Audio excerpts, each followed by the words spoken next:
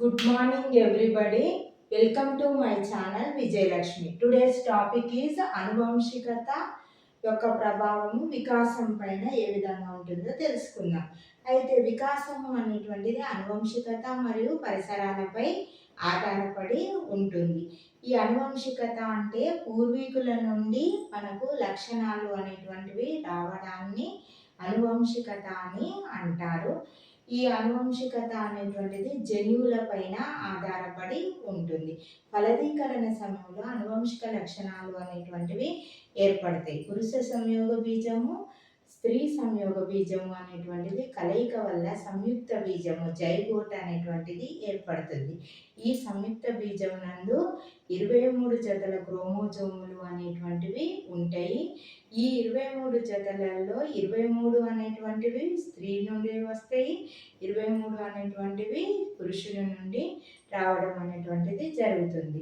ఇందులో ఈ క్రోమోజోముల పైనటువంటి జన్యువులు అనేటువంటివి ఉంటాయి. అందులో డిఎన్ఏ మరియు ఆర్ఎన్ఏ అనేటువంటివి ఉంటాయి. పూర్వీకుల నుండి లక్షణాలు రావడానికి డిఎన్ఏ అనేటువంటిది దోహదం చేస్తుంది. తల్లిదండ్రుల నుండి పిల్లలకు రావడానికి లక్షణాలు అనేటువంటివి రావడంలో ఆర్ఎన్ఏ అనేటువంటిది డిఎన్ఏకు దోహదం అనేటువంటిది సహకారం అనేటువంటిది చేస్తుంది. అయితే ఈ ఫలదీకరణ అనేటువంటి సమయంలో క్రోమోజోముల పైన ఉన్నటువంటి 23 జతల క్రోమోజోముల్లో 22 జతలు అనేటువంటివి శారీరక లక్షణాలను కలిగి ఉంటే రెండు క్రోమోజోములు అనేటువంటి ఒక జత అనేటువంటిది లైంగిక లక్షణాలను కలిగి ఉంటుంది.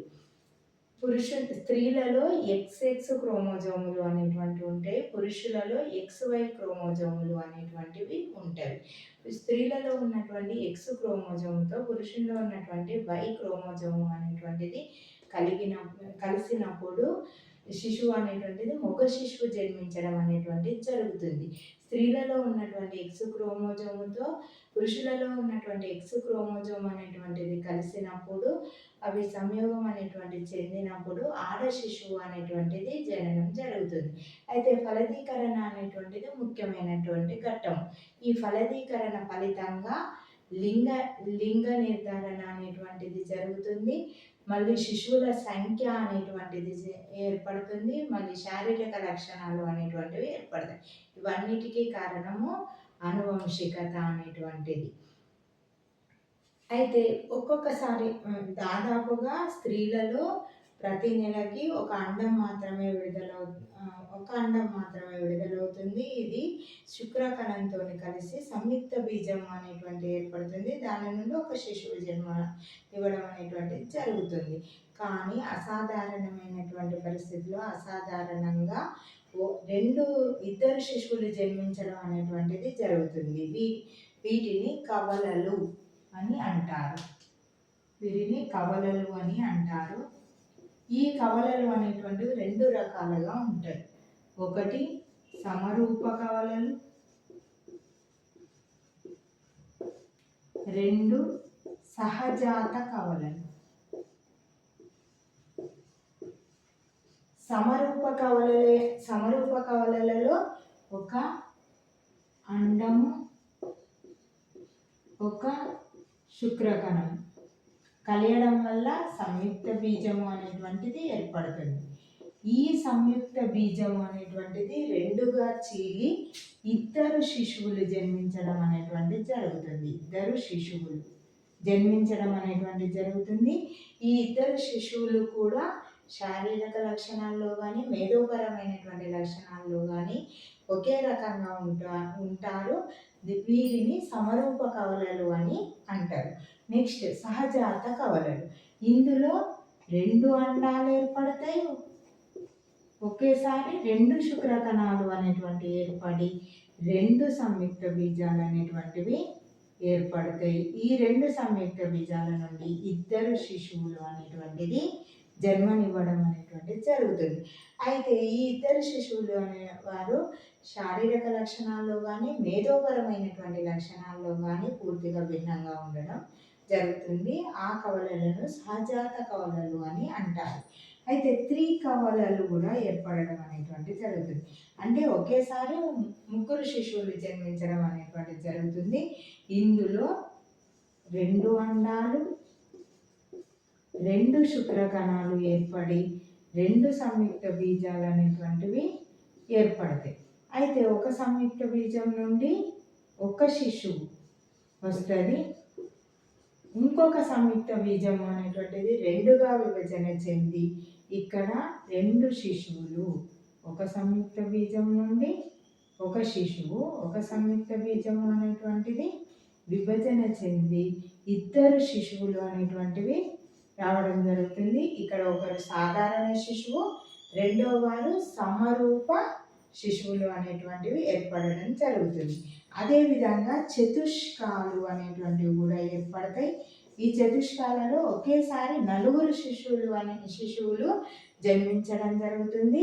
ఇక్కడ ఒకసారి 3 అండాలు, 3 శుక్రకణాలు కలుస్తాయి.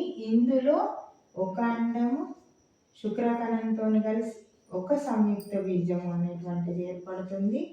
మళ్ళీ 2 అండాలు 2 శుక్రకణాలతో కలిసి 2 సంయుక్త బీజాలు అనేటువంటివి ఏర్పడి 2 శిశువులు జన్మించడం అనేటువంటి జరుగుతుంది. ఇక్కడ సంయుక్త బీజం అనేటువంటి విభజన చెంది 2 శిశువులు అంటే 2 సమరూప కవలలు, 2 సాధారణ సహజాత కవలలు అనేటువంటిది జన్మించడం జరుగుతుంది.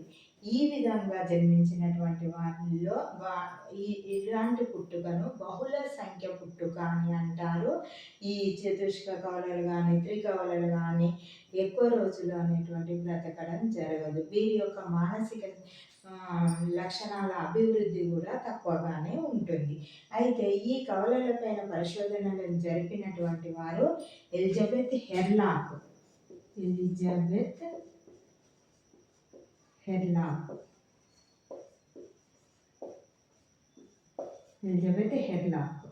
అనేటువంటి ఆమె ఈ కవలలను గురించి పరిశోధనలు అనేటువంటివి జరపడం జరిగింది. నెక్స్ట్ అనువంశికత నియమాలు.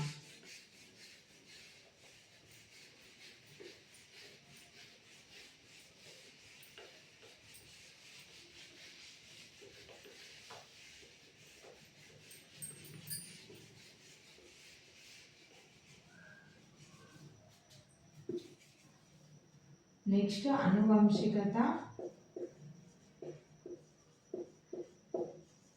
నియమాలు.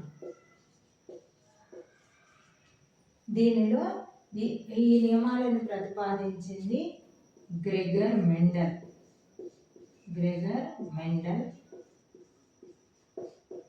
ఇతను ఆస్ట్రియన్ మత గురువు. ఇతను బ్రన్ అనేటువంటి నగరంలో ఈ పరిశోధనలు అనేటువంటివి జరిపి నియమాలను ప్రతిపాదించడం అనేటువంటిది జరిగింది. ఈ పరిశోధనలను ఇతడు proceeding of natural society of Brunn అనేటువంటి గ్రంథంలో రొందుపరచడం అనేటువంటిది జరిగింది ఇతని యొక్క నియమాలను. అయితే ఆ నియమాలు ఏమిటి అంటే సాదృశ్య నియమము, 2 వైయక్తిక నియమము, 3 తిరోగమన నియమము.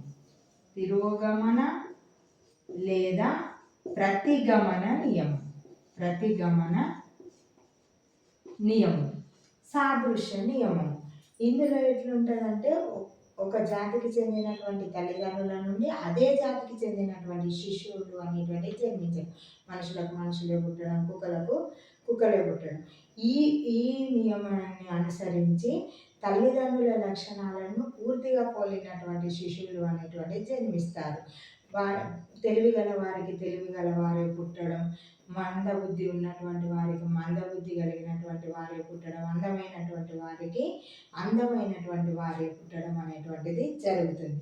వైయక్తిక నియమం నందు ఏమవుతుందంటే భిన్న భిన్నత్వం అనేటువంటిది, జన్యువులలో భిన్న లక్షణాలు అనేటువంటిది సంభవించి తెలివిగల వారికి కూడా కొంతమంది మంది బుద్ధులు పుట్టడం, కొంతమంది తెలివిగల వారు పుట్టడం, అందమైనటువంటి వారికి కొంతమంది అందమైనటువంటి వాళ్ళు, కొంతమంది అందవిహీనులు పుట్టడం అనేటువంటిది జరుగుతుంది వైయక్తిక నియమాన్ని అనుసరించి. తిరోగమన నియమం అని అంటే జన్యువులు పూర్తిగా బలహీన పడిపోయి అసాధారణమైనటువంటి శిశువులు జన్మించడం అనేటువంటిది జరుగుతుంది. ఎట్లా అంటే తెలివైన తల్లిదండ్రులకు పూర్తి మందబుద్ధి కలిగినటువంటి పిల్లలు అనేటువంటిది పుట్టడం పండిత పుత్ర పరమసుంట రకంగా ఉంటుంది. అందమైనటువంటి వారికి పూర్తి అందవిహీనులైనటువంటి పిల్లలు పుట్టడం. ఎక్కువగా ఇది రక్త సంబంధికుల మధ్య వివాహాలు జరిగినప్పుడు సంభవిస్తూ ఉంటుంది. నా వీడియో కనుక నచ్చినట్లయితే లైక్ చేయండి, షేర్ చేయండి, సబ్స్క్రైబ్ చేయండి. Thank you for watching. Next క్లాస్లో మనము వికాసంపై ఆనువంశికత వాదులు ఏ విధమైనటువంటి పరిశోధనలు చేసినారో చూద్దాము.